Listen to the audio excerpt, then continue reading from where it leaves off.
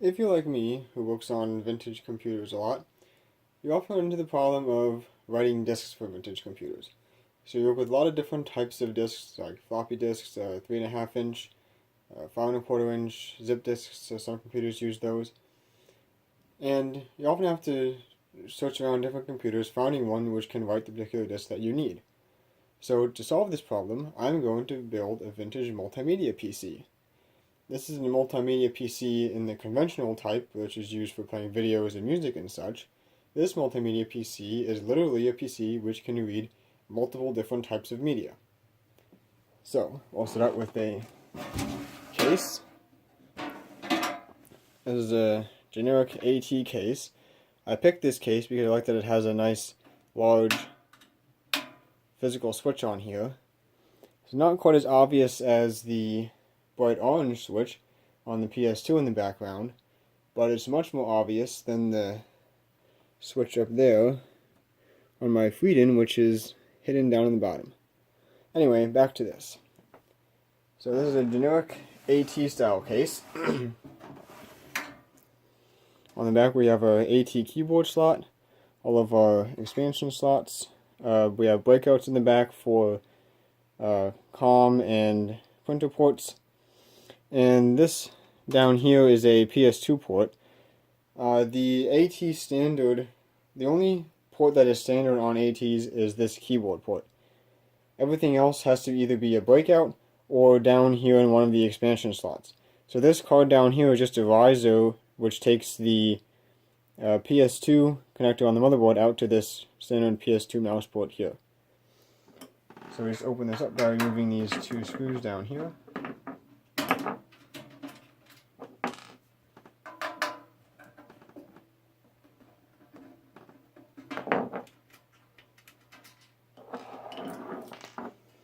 And this whole thing slides back and lifts off. So inside here, I already have a power supply and a motherboard in here. This motherboard is a FIC VA503+, and FIC is First International Computer. The CPU, which is in there, is a AMD K62 CPU at 366 MHz via chipset. Now, one of the nice things about a lot of these AT cases is that they disassemble more completely than the later ATX cases. For example, this here, I can remove these two screws. I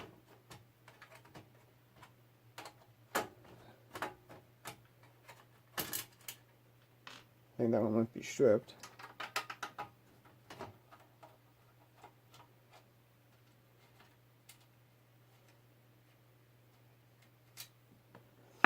Once those are removed, the motherboard on this back plane simply just folds back. Let's see if we can get a better view of that.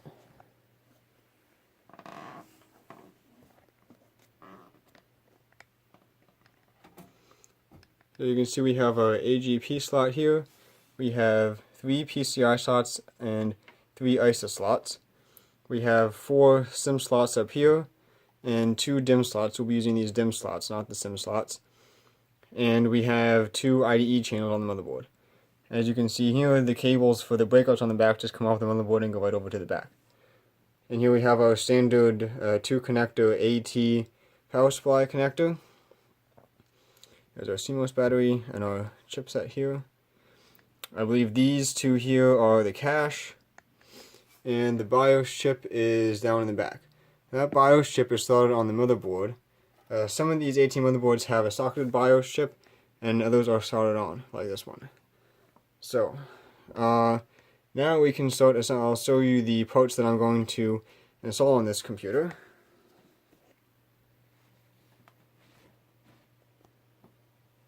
Move this out of the way for now.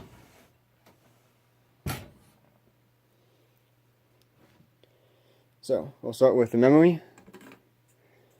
I have 2 stick DIMMs here.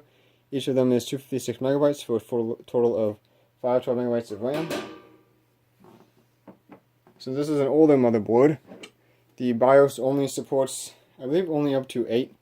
gigabyte hard disk, so we'll use this hard disk here, which is I think 1.6 gigabytes for a boot disk.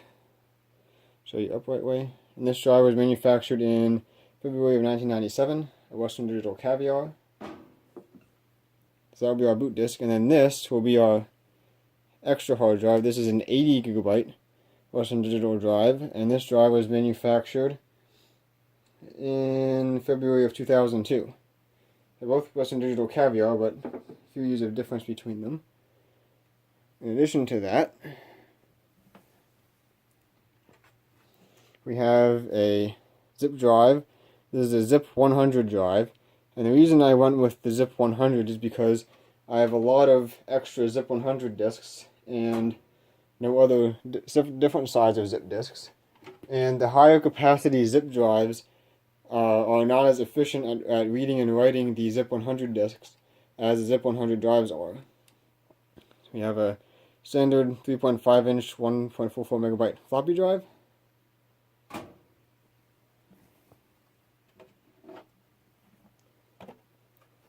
We have a standard IDE CD read-writable drive.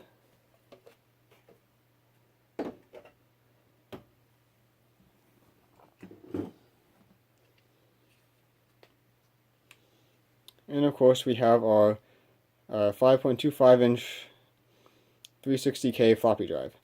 The reason I went with a 360K is because I got this drive for nothing, and also because if you need to write a disk image for a 360K disk, it's best to use a 360K drive to write that disk, because the 1.2 megabyte drives, the head is actually a different size, and so the 1.2 megabyte head doesn't write the full 360K track. It only writes half the track because the 1.2 megabyte drives have double the number of tracks.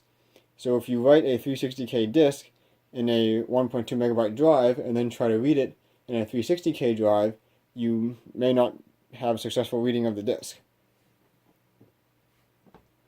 So, next I'm going to show you the cards I'm installing. This is a Adaptec SCSI card. The reason I got this card is because it has an onboard floppy controller, and the floppy controller on this card is capable of reading and writing the single density floppy disks, which are needed for Osborne computers, which I have. So this is an Adaptec AHA 1510A.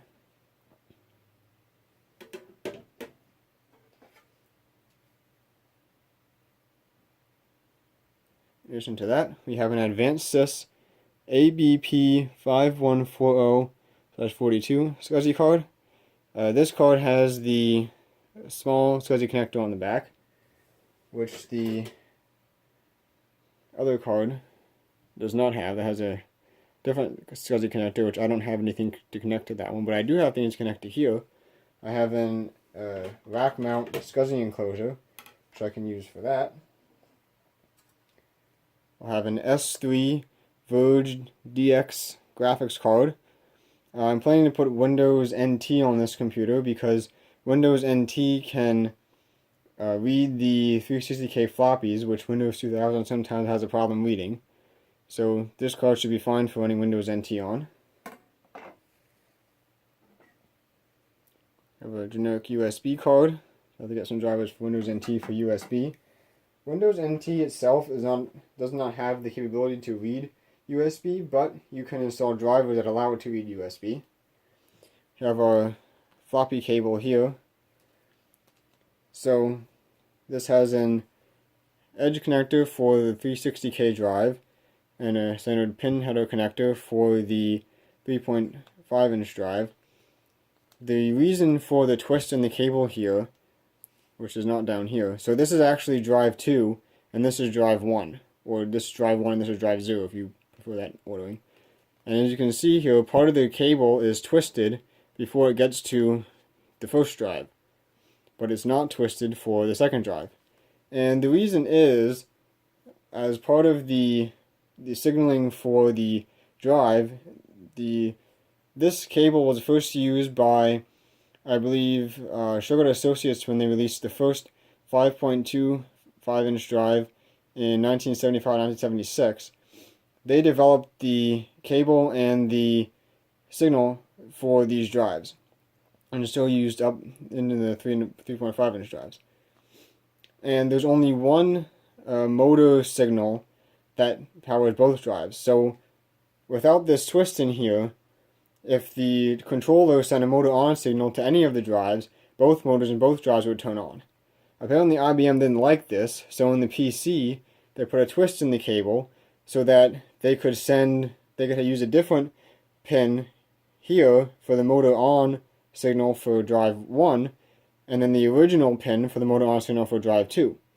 So that way, and then the twist here connects the different pin for motor on for drive 1 to the correct pin here, so that the signal goes into the correct pin for motor on for drive 1. I do have computers that don't have the twist in this cable, for example the K-Pro 2, and when you are using one drive, the motor in the other drive is spinning as well, since they both use the same motor on signal.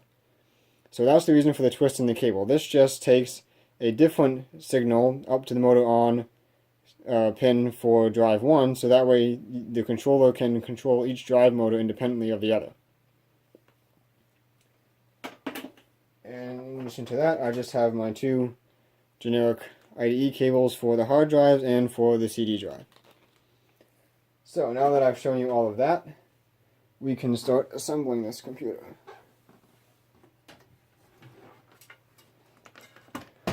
In the case back over. So the first thing I will do is install the drives, and the reason for that is because on this side some of the drive screws are hidden down here behind the motherboard, so it would be easier to install the drives while the motherboard still swings out rather than having installed the cards. Then I can't swing the motherboard out to get at these screws. So I'll start installing some of these drives and pick back up if something interesting happens.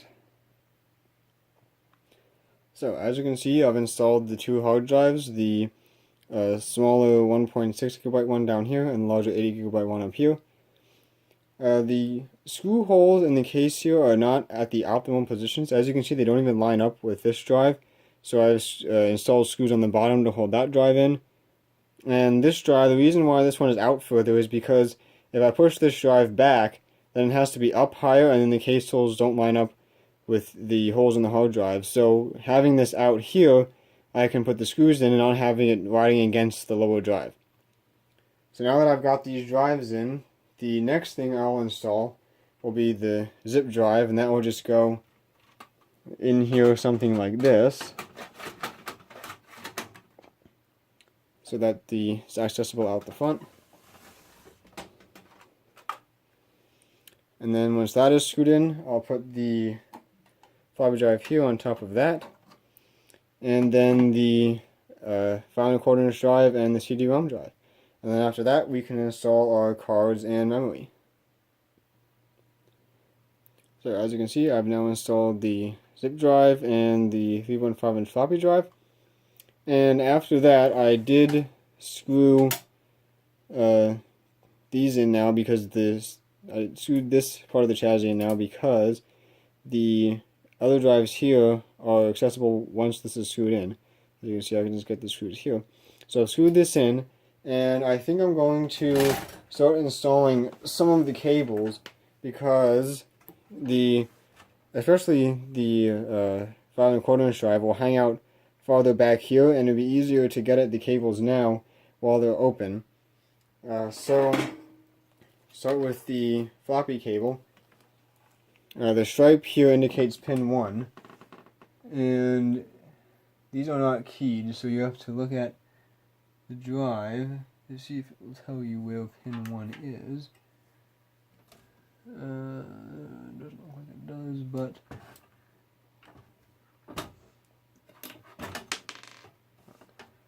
I believe pin 1 will be on this side, so this cable will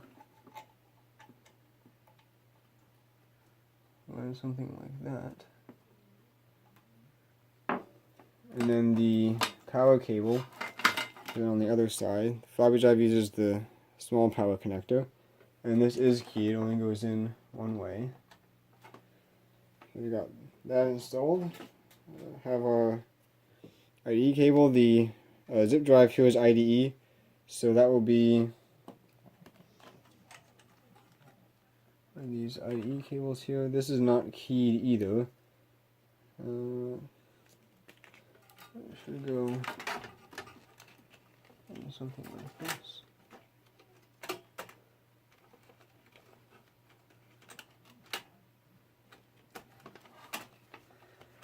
Even though this is a tight fit, that's why I wanted to get these cables in here before I installed the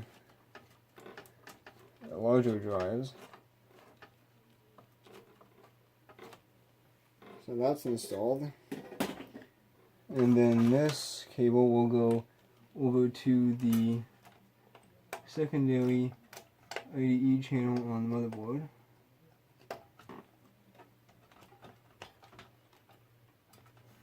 That screw is loose there. See about that.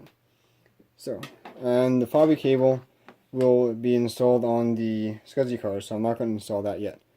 But now that that's in, I will go ahead and install these other two drives in the front here.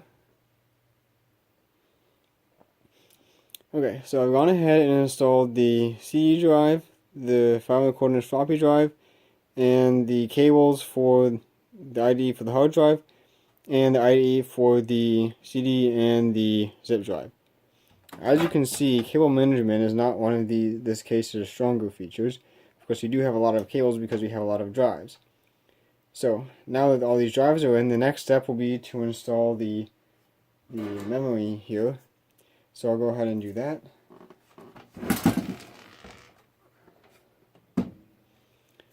There's down the DIMM slots are now up here. It's just a little hard to get at because of all these cables in here. So these are standard DIMM. These are not DDR or anything. These are the original first type of DIMMs. These we'll go ahead and install in here around all of the cables. Just snap in like regular DIMMs.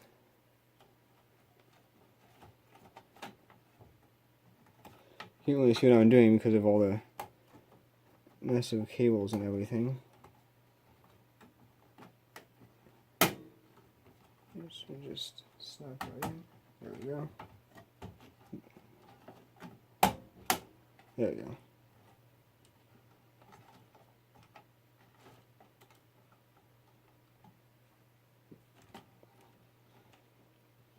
Okay, so now those are in, we can start installing our cards. So I'll go ahead and start installing the cards and pick up everything interesting happens. Okay, so I've installed all the cards in here. We have the Adaptec SCSI card down here with our floppy controller. We have our Advanced Sys SCSI controller here, our USB card, and our S3 graphics card. So now that the cards are in, we can connect the floppy controller to the floppy drives, like this. Just adds more to the mess of cables. But once the case is closed, there could still be an air path through here. The air will go here, up through there, and out to the power supply. The power supply is the only fan in the case. That's just standard AT practice. And there's a fan on the CPU down there for cooling that. So now that all of this stuff is in, we can connect this to power and see what happens. Okay, so I've connected this to power into monitor and keyboard. So let's turn it on and see what happens.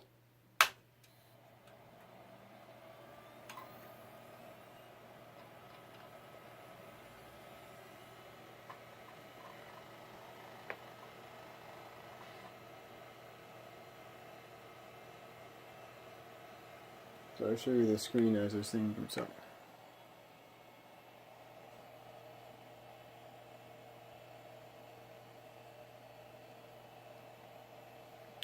We can go into setup here.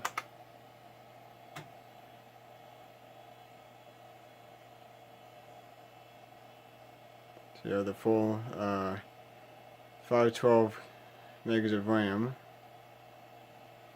Okay, so since we have two hard drives, but the BIOS can only recognize one of them, we're going to standard CMOS setup, so you have the correct date there. Notice that we only have one hard drive listed and the other is set to none. If you set it to anything else, well, if you set it to a specific hard drive type, then obviously it won't work. But you can also have this BIOS set to auto detect hard drives. So if you do that with the other hard drive, the 80 gigabyte one, BIOS will simply lock up as soon as it tries to detect it, since it can't recognize the hard drive. So you want to make sure that it's set to none and not auto, otherwise you won't ever get past the BIOS screen. We have our different floppy drives here, our 144 megabyte 3.5 inch, and a 360K 5.25 inch.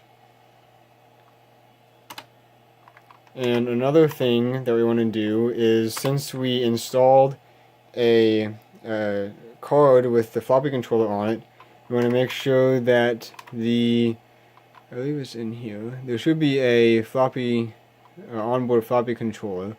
Here that's under another setting here, but we want to make sure that the onboard floppy controller on the motherboard is disabled. It looks like it's not here, so I have to see if we can find that. Integrated peripherals must be there.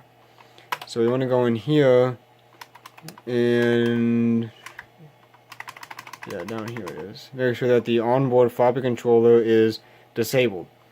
Otherwise, there'll be conflict between the floppy controller on the card and the floppy controller on the motherboard. And this is just other stuff that we don't really have to check out. Hard drive smart capability. I don't even know if the hard drives in here will support that. And then we can also go in and set our boot order if you want. We'll set the boot from floppy first, then the hard drive, then SCSI, so that's fine. So now that all of that is set up, I'll go ahead and install Windows, and I'll show you how that goes. Okay, so I've gone ahead and installed the Windows. One interesting thing I've noticed about this case is it has the turbo light and the turbo switch. Now, if you saw in the part before when I turned this on, the turbo light does work, so it's off at first, then it comes on once the CPU speed gets up to normal, or when it switches to the higher frequency speed. But the turbo switch does nothing. There's no connection on the motherboard for a turbo switch, so the way to toggle between turbo and a regular slower speed is Control-Alt-minus on the keyboard switches turbo on and off. It would have been nice if the switch actually did anything, but at least it has a light for it, so that's good. So, now that I've installed Windows, I will show you the full boot up process all the way into Windows NT.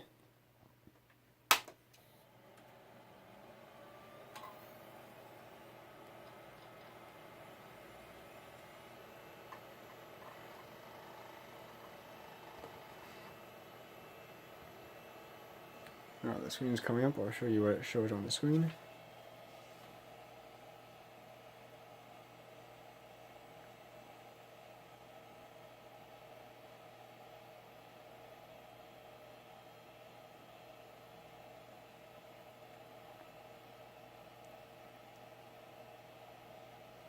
It's going to take a long time to test all the memory, and even longer if you turn turbo off. I'm not sure that I can do that one-handed to show you, but that's the test all the way up to 512 megs.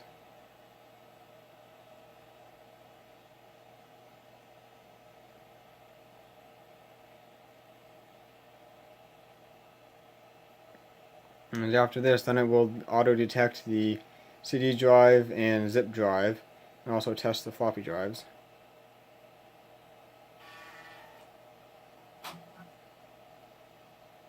So it detected the CD-ROM and zip drive.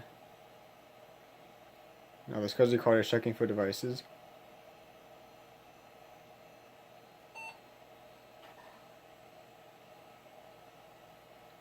I can boot in Windows NT. I did go ahead and put OS2 on the smaller hard drive, just because I like OS2. And then the smaller hard drive shows as a boot device, so you can boot either OS2, which is on that hard drive, or boot Windows NT, which is on the larger 80GB hard drive.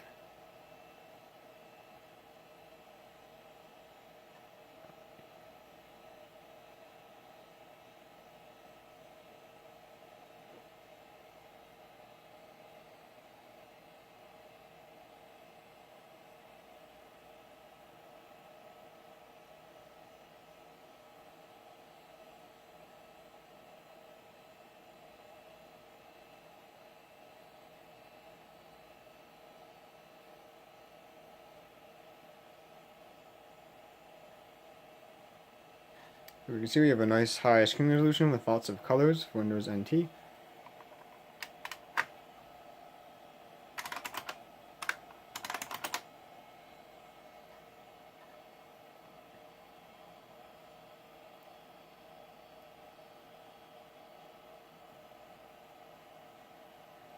Let's just close out of this stuff. I don't need that. Okay, and now we're on Windows NT. And just to show you that you can read a 5¼ inch floppy. I'll put one in here. This drive is interesting. When you put it in, it kind of locks in, snaps in, and then you can close the door. And then when you open the door, it spits it back out at you. Interesting drive. So I'll put that in and lock it. And we'll go up here and read it. I believe there's something on this disk anyway.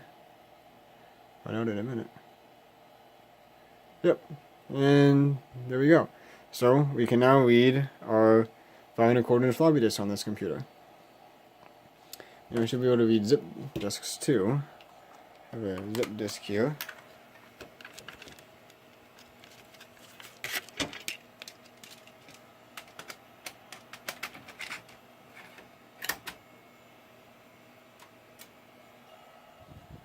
And see, I have all these zip 100 disks here, which is why I went with the zip 100 drive, because I got all of these for free.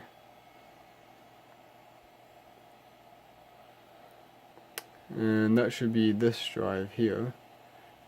And there we go. So now we can read zip disks as well. And one of the ironic things about this multimedia PC is that it actually has no sound. So even if you wanted to enjoy music or videos, you really couldn't because there's no sound in this computer. But that is my building of a vintage, well, sort of vintage, late 90s, I guess you could say. So I guess that you could say that's vintage. Vintage multimedia PC. Hope you enjoyed this, and now if you need a computer to read all of your different types of diskettes, you know exactly what to do. So I hope you enjoyed this video. Thank you for watching.